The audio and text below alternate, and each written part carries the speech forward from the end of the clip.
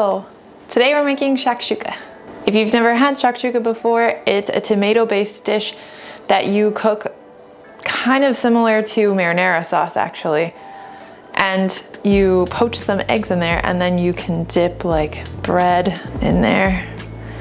And it's saucy and tomatoey and like the poached eggs, the yolk is runny and it's, oh my gosh, it's so good. I'm really looking forward to it. So let's go. To start, we'll heat about a tablespoon of olive oil in a large skillet on medium heat. Add half a large onion diced, then a chopped red bell pepper. Toss occasionally until the onion and pepper have softened and the onion is starting to turn translucent, and then add 1 can of crushed San Marzano tomatoes.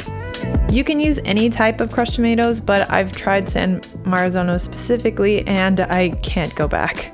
The difference in taste is extremely noticeable to me, and the San Marzano ones add an extra oomph to any sauce that I keep them stocked in my kitchen at all times now.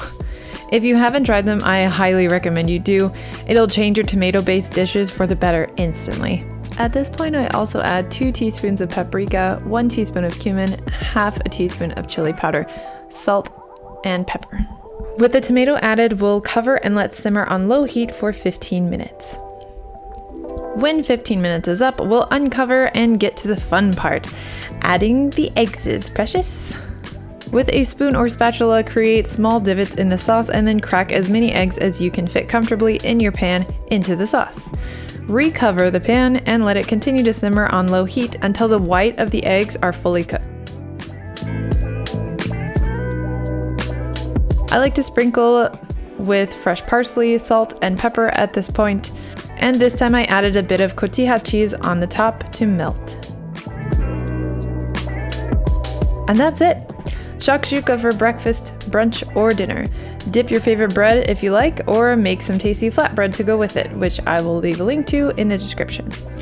This time I had some leftover focaccia bread that needed to be eaten, so we dipped that in and it was delightful. I'll leave a link to the focaccia bread in the description as well.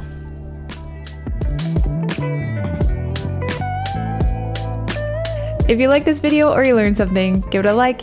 If you'd like to learn more, subscribe to my channel. Thank you for watching and I'll see you next time. Bye!